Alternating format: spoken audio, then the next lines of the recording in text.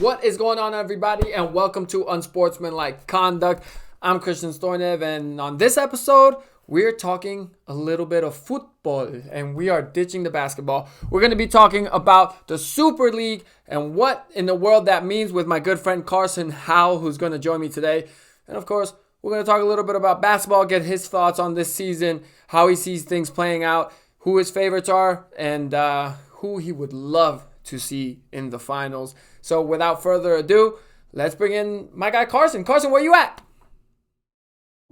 All right, well, now it's time to welcome in Carson Howell. Mr. Carson, how are you, man? It's good to have you on. It's good to talk to you. It's been a while. Yeah, I've been watching most of the episodes. You're kind of my key source for anything NBA, NFL, even a little hint of baseball in there. So it's good to finally be on. I've always wanted to have the opportunity to shoot back and forth with you. You've always got so much knowledge and all that. So it's good to be back. Good to hear from you and excited to talk about today's topics. All right, well, I appreciate it, man. Well, thanks for watching. Obviously, it's just a growing project of mine, so we'll see where it goes. But you're here to talk about football, soccer. So there's this whole thing been happening with the Super League. I feel like a lot of us, including myself, didn't really know what it meant because I don't really keep up much with like Champions League and all that stuff. So I'm going to tell you what I gathered from the initial report, and then I'm going to let you go so you can actually, because you're into this and you know all these stuff. So Yes, and sir. you already showed me you did some homework and you got your notes, man, well prepared. That's a great Yes, sign. sir. Thank you for putting in that effort. So, okay, I pretty much am going to give you my quick analogy. I just took it as pretty much the teams in soccer in Europe, which there it's all over. It's like the English teams, the Spain team, and German teams, and whatever.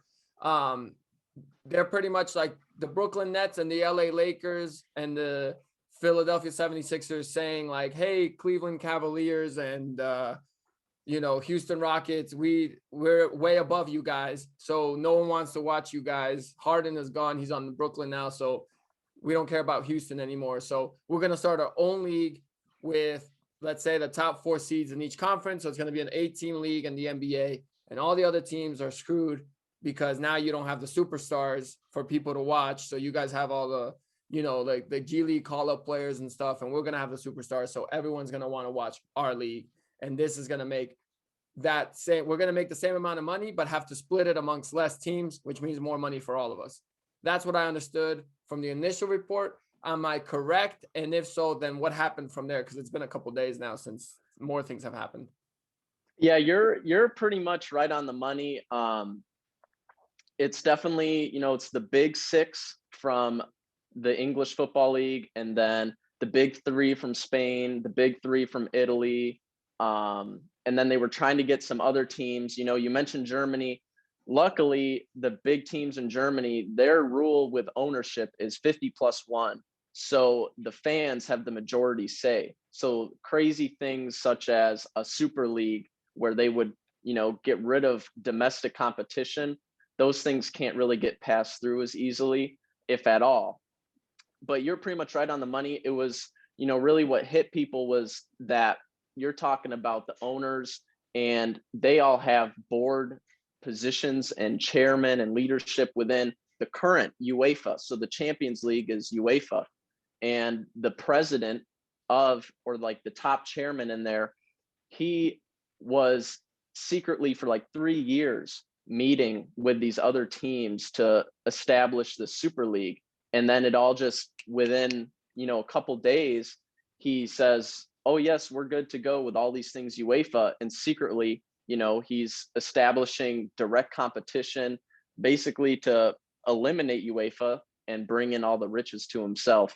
So for the most part, I'd say you're right on. I have a timeline here, and 1 p.m. Sunday, there was an article in the Times, which is England's kind of New York Times, Right. talking about 5 of those big 6 English teams were going to move.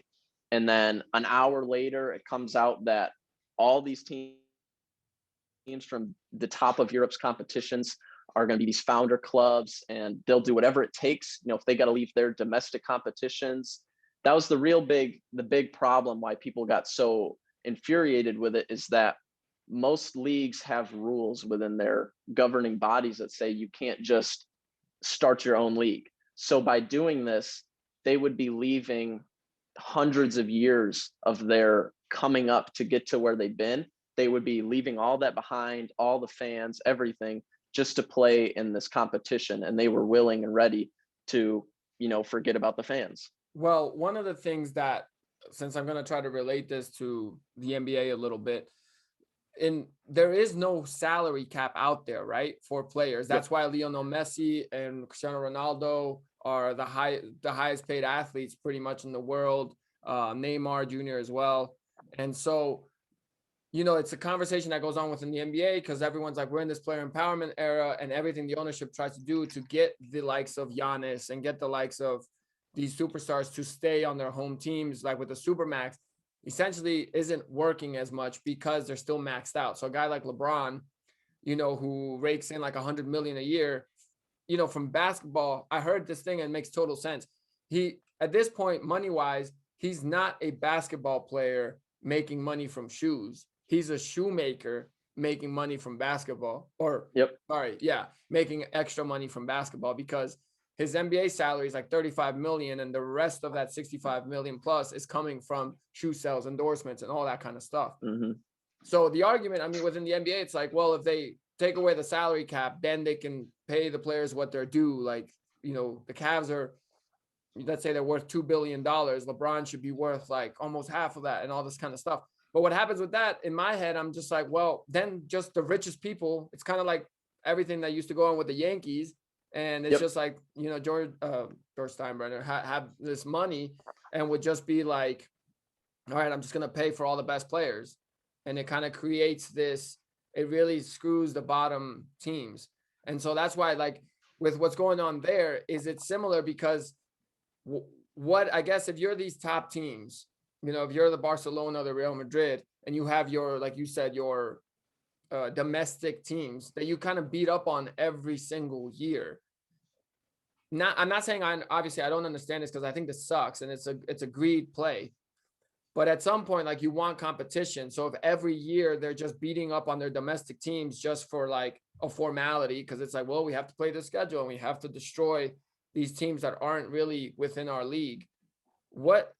Has there been any discussions that you know of or that you think to create more of a domestic balance? Because I do think, like, since I was a kid, I feel like Juventus is a top team. Bayern Munich in Germany is a top team, Yep. And like I said, Real Madrid, Barcelona, all those teams. So any thoughts there? It's hard to get that, because as you say, with no real cap to the limit of money, it all comes from that financial backing. And if you can get a rich owner to come through and really support the club. But, what makes the Premier League such a sought after competition is that you can get relegated as easy as you can get promoted. Now, maybe not as easy, but that's not something that American fans are super used to within our sports, because it's franchise teams. And the only thing that happens if you have a losing season is it's, build up for the next. But in the Premier League, if Manchester United had all of its players get injured, they could lose so many and get relegated to a division down, and you lose a ton of money with that. You keep your stadium, you keep your players and all that, but it's the lower competition. And that also means that teams from the championship move up. And there's 14 of those divisions within England. So by these teams leaving, you're taking away so much money from the rest of those clubs, all these smaller teams that, every year are fighting to try and get just enough to make it, let alone compete with these Uniteds and Cities. So I don't see, it's tough unless you can have some type of, almost like when there's like an expansion in the NBA and they split up and you have to like surrender players essentially. Right. Unless there was some type of thing like that, it's tough to expect a player to want to play for a lesser club than Manchester United. Or if you're going to Italy, why would you not want to play for Juventus if you have the opportunity? Well, I was going to say, it's almost, in a way, for obviously my love of basketball, in a way, it's good that this is happening, because, a lot of people, and I could be wrong, so correct me if I'm wrong, but, one of the things people are always fighting for is like, they want the kids to be able to come out of high school and play their leverage. So if, the Cavaliers have the number 1 pick, they want that kid to be able to say, like, I don't want to play in Cleveland. I want to play in New York. So they're almost like, let these kids become just free agents straight out of high school. But with that, I feel like that's only going to be counterproductive to those smaller market teams. It's just going to create such an imbalance. So that's why the way the draft is set up, it helps, like it helps kind of balance things out. And obviously then, it's like one solution leads to another problem, which then there's a tanking problem. But, they're finding ways to also not, completely help teams be allowed to tank and all those kind of things. Where now the number 1 pick isn't guaranteed as much as it used to be before.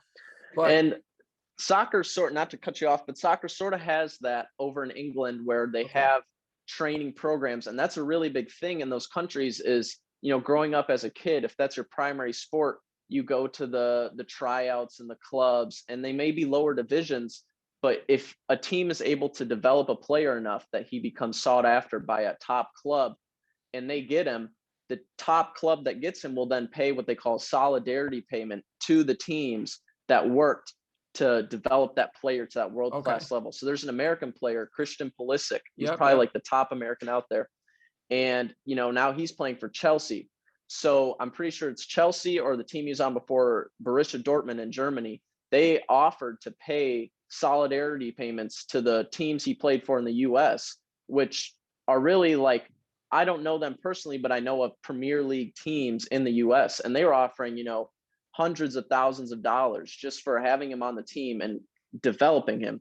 So that's another big thing is if those teams leave, the solidarity pay, because what happens is a lower club will develop a really good player and he'll eventually end up on a Manchester United, a Liverpool, a top team.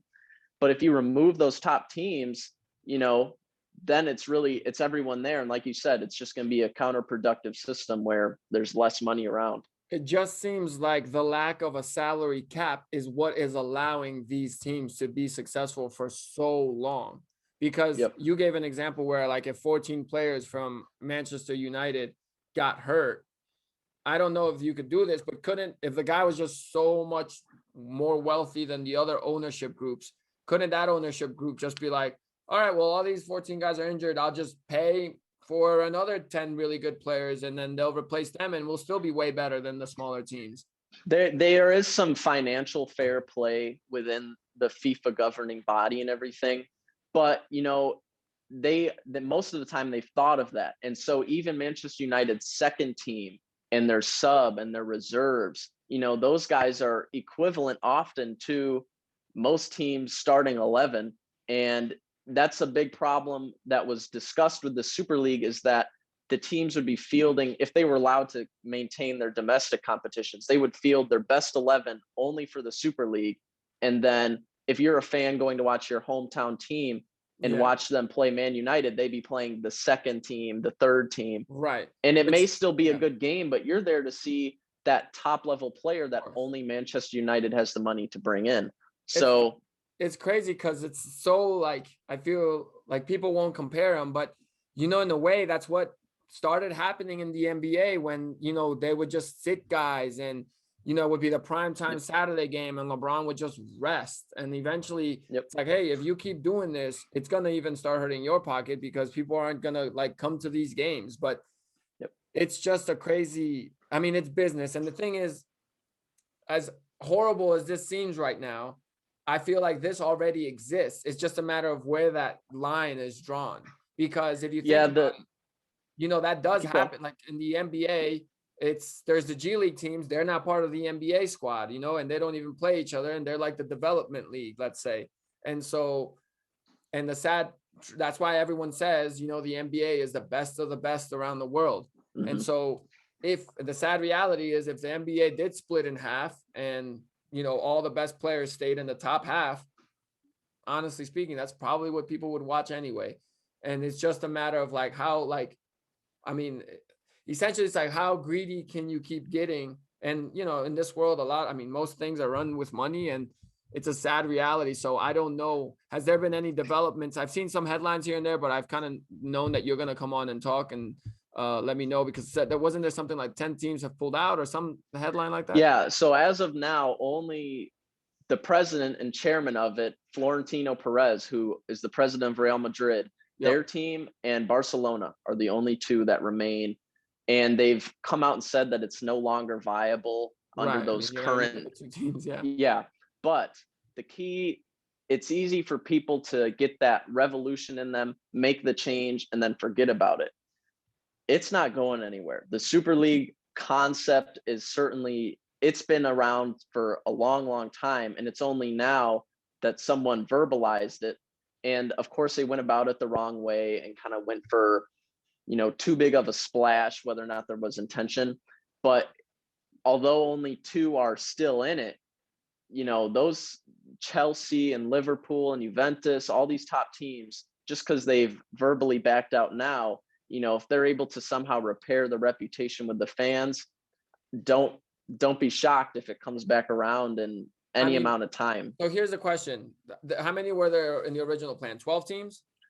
Yeah, and they were 12. hoping to get three more, which would have been the two from Germany and PSG from France, which are the Okay. top teams in their leagues. So, I mean, let's say it was the 12. How many teams would have been left behind? Oh man, I mean, you're pretty much talking about almost over 100, because Okay. from each league there's 20 to 30 teams So that let's are say not the 100. top clubs. So let's say 100. So I feel like all that's happened is like these, what's this man's name? Perez? Florentino Perez. Okay, Florentino Perez. I feel like his play now is just like, okay, we tried to get too far too quick. Let's just take a step back, and in 2 years, let's bring in 40 teams, the top 40 teams, to do this. And then, those 30 extra teams, 28, are gonna be like, we're included in this club, so we can make more money. And that's where, like, I feel like the greatest sin in humankind is probably greed. And it's just reality where they're gonna be like, I could make more money, so yeah. And then what It was happens there? really, It's just a what slow happened was it process. just a lot of owners with, huge hits through this pandemic. JP Morgan Chase pledged 5 billion just to get the thing going. And Wow. each team would have received like 425 million just to sign up, not even play a game. So it got accelerated a lot. I think at the pace they were going, if they had already been talking about it for 3 years behind closed doors and Zoom meetings, if they would have kept that pace, I think within time they could have came out and might have been able to sneak it through. But, I'm guessing they just kept looking at those bank records week by week, and they're like, man, we're really taking a hit. Like, let's just push this through now. We'll face the music and hopefully it'll happen. And Florentino Perez, I got to give him credit. He's stuck with it. I mean, it's been like worldwide backlash, and he still speaks in Well, we're saving football and all that. So, that's where I'm saying, like, obviously I don't like this idea, but I can also be realistic and understand where it's coming from, because yep. that's just as much as people are always like, we want to help everybody and we want to do this for the greater good or whatever. If that were the case in the NBA, let's say Seattle should have an NBA team. Vegas could have an NBA team. Like, so many other places could have NBA teams, but there's a reason why expansions don't happen that often, because obviously the owners are like, wait, we got to share the money with more people. Nah, we got a good thing here. Let's keep it this way. So, and not, I don't think people would as easily like lose certain teams, but if the Rockets are, become such an embarrassment with all the first round picks they've accumulated, and whatever, some other team is really, really bad, and the owners are like, all right, we can just cut off the two teams, the two fan bases. They don't really have any good players anyway, and we can make more money. Like, there's like 50% of the glass is them not wanting to expand, because that would be the actual nice gesture, you could say. I don't blame them for not doing that. I'm just saying. And then the other 50% is when you're like, no, I want the whole thing. And so these soccer guys are obviously, and Florentino Perez, this has definitely not been a plan that just started with COVID. I think, if I'm from an outsider's perspective, he's thought this through. He's wanted that full glass for a while, but he was like, this would be the perfect time, because right now the league is suffering. So this is the perfect time to go in on this, like, money grab to, and essentially entice these other teams with extra cash right now because they're low on cash. So, I mean, it's just tough. It's like, in the NFL it could happen, but in the NBA, since I'm just pretty much referring to that. If LeBron's used to making 40 mil a year, and now with the COVID hit, he's got to go down to 20 mil a year, or they're like, or we just, get rid of, 2 franchises and you can keep your same salary. I mean, I don't think he would. I'm just saying that's where someone who's like, maybe not the LeBron even, it might be the lesser players who are kind of like, wanting Struggling, that. They're maybe. young guys like the Donovan Mitchells who are like, man, I kind of was anticipating this max contract and now I'm just going to get the same salary. Like, I want my max money, so it's sad reality. It's what kind of runs our world, unfortunately. But, I'm glad those teams have stepped out. And obviously it probably has to do with the backlash, because if people were just applauded it, that would happen. I think there's a split divide also. People don't want to see, because I say 30 or 60 or 90 or 100 teams that would be affected, but truly it's much more beyond, because if the rest of the Premier League team get affected, the league below gets affected and the league below gets affected, and it's just going to be a ripple, and you're talking way more than 100 teams. But then again, if you remove your passion and loyalty, now it's hard because those England fans are, I mean, that's like a part of their life. It's a way of life. If you remove that, is it really, are you able to sit there and tell me you wouldn't tune in to watch that game? Like a weekly basis, you're not going to watch Real Madrid play Barcelona, or you're not going to watch Real Madrid play Manchester United on a weekly basis. I'm pretty sure, let me see here, they would have played like 140 games across a few months. I mean, most time you have to wait years in hope that they meet up in the Champions League for the opportunity.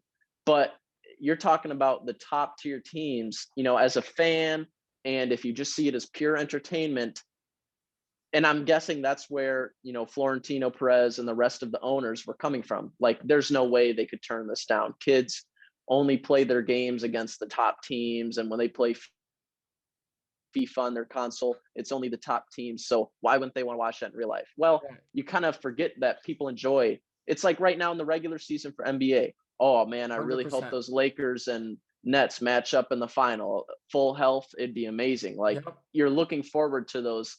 How do they play out consistently? When I get to watch that game every 3 days, how is it? So they forget about that when they're seeing these big dollar signs in front of them, and how they'd be making over 12 billion through their initial commitment, which is like 20 years.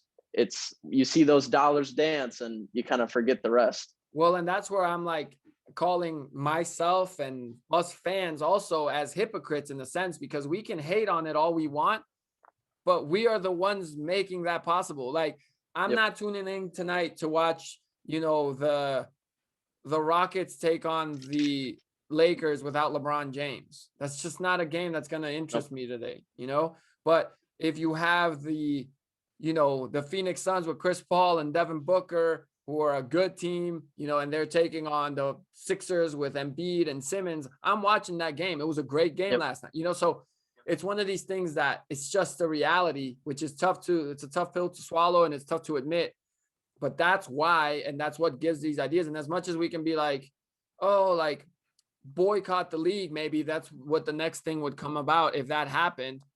You're gonna boycott it publicly, but behind closed doors, I'm gonna watch Lionel Messi and Cristiano Ronaldo, and like, that's what sucks. And it's like that guilty pleasure of like, God, like, I don't want to be supporting this, but it's also like the best thing out there. So, and they're trying to reach that fan base that is us casual viewers. They don't want that loyal fan who's had a season ticket for the past 10 years and only pays his $60. They're wanting that casual American to go see it at some New York baseball stadium that they convert into a soccer field, and walks into the gift shop and buys the $50 jersey and the $50 bobblehead, and they're getting huge money. Even if you don't return, they're wanting that customer fresh every single game because they know it exists. Of course. I mean, the casual fan might not sit down to watch a week 1 NFL game at all, but the casual fan, even the non-fan, is watching the Super Bowl. Yep. and that's just how it I'm a works perfect out. example. I don't watch regular season, but I watch most of the playoff games this year for the NFL because it's like that Right. stake is there. It's just the excitement of the Of course. playoffs. But With baseball, I don't really watch baseball, but when it's October and the playoffs and even the World Series, I'm like into it. And that's just yep, like I said, you have Mookie Betts and you have all these players that are like top of the league. So, well, yeah, man, it's tough. And like I said, the crazy thing is too, if they did create this league with 12, it's like, where's your limit? Because out of those 12, there's gonna be some that are gonna be crappy, yep. because that's just the There's way some it's. that were signed up for it that even aren't doing good this season. Are losing to Yeah, really like wasn't bad like teams. Tottenham or something like Yep, this. Yeah. yep. So I'm like, if they became the bottom of the barrel team, somebody's got to lose these games. So it's just that's why I'm saying it's kind of this like public perception line that keeps changing. And Mhm. I mean, I'm gonna go off on a quick tangent. Well, first I should is there anything else you want to add to? No, I think it's an ever developing thing. So if I got to be on here another time, then I will and keep you updated with Okay. it. But you can't get too sure of what's going on because it's like I said, Right. hour by hour, day by day, anything can happen. So I think we got a Well, good that's a good cover of it. Yeah, well, yeah, I appreciate you. You definitely know what you're talking about. So the thing is, the public perception thing that I'm talking about, it's the same with how people want to cut the NBA season. It's been 82 games, and now the players have been wanting it to be less. Why? So they can make more money out of every game. So they're working less, making more. That if that's not your goal in life anyway, then you're either Yeah. obviously just, I mean, and not a knock, you must be just, then it's probably just a hobby that you're doing, but Hmm. I'm just saying that's fine. You can love it, but I'm saying when it's your business and it's your job and business and that's how you treat it, that is the goal in business. That's why, like, I feel like the more your business, the more successful your business becomes, the less work you put on yourself and you hire other people to do the dirty Yep. work. That's just how it goes. So with the NBA, the argument is, oh, well, if they play 70 games, they're probably going to be healthier because there's less games less games. So there's more days in between games, which not wrong. I definitely can back that science. But you know what science I can also get behind? If they only play 20 games a season, that same science applies, you Yep. know? So that's where my whole thing is. I'm not saying that the people arguing for that are wrong. I'm just saying, like, where is this line being drawn? Yep. Because that's just public perception. And it's just the 2021, 82 games is too much, but let's say we get to 70 by 2031, 70 games will be too much. And so, Hmm. and that's just the way it goes. And so that's why, like, the NFL, I don't know if you know this, they added an extra game. Yeah, I saw that. Um, It's a pretty big move.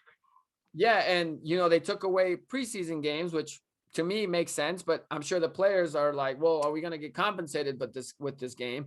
And I don't know how that even happened, but I would Yeah. say maybe the players are thinking of it as, all right, well, maybe this means we have to work, if we can get rid of the preseason, that's just work that we're there like kind of wasting our time anyway.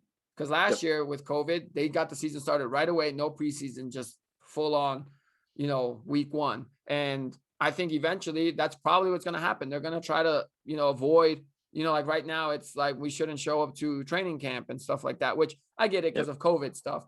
But once you lean in, it's going to be really hard.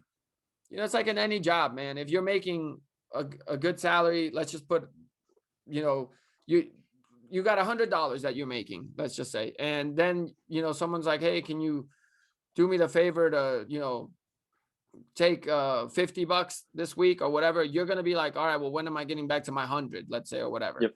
But if it's the other way around and you go to 150, now it's going to be hard for you to drop back down to 100 because you're going to be like, oh, I got used to that. And that's reality, man. So, all right, well, before I let you go, I do have some NBA questions. Back when we used to work together, we hooped all the time.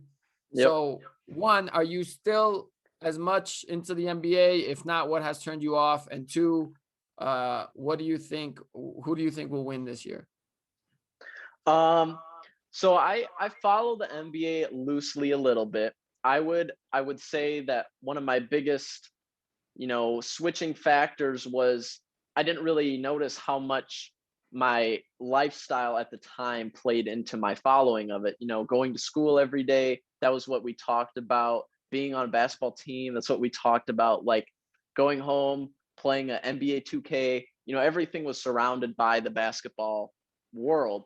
Right. And so then once it kind of became more, that's not something I'm hearing every day and that I got to be on top of every day, I more took a step back from it. And when I think about it, it was a lot of time I spent with Yeah. basketball, almost like a basketball burnout. It's not that I'm still interested, because it'll always be a part of me, but the league is definitely in a transitional period where they're kind of like, the old stars are getting a little aged, and then there's those up and comers, but you can't discount the old guys. It's like, I've always been okay with those periods, but I think I'm drawn to a more like stable league where what's going on. That way the surprises can happen. But right now it's kind of like all up in the mix from my perspective. Right. And I'm also more of a high stakes person. I think that's why I'm drawn to like European soccer, because, even in group matches for the Champions League, you don't win one or two of them,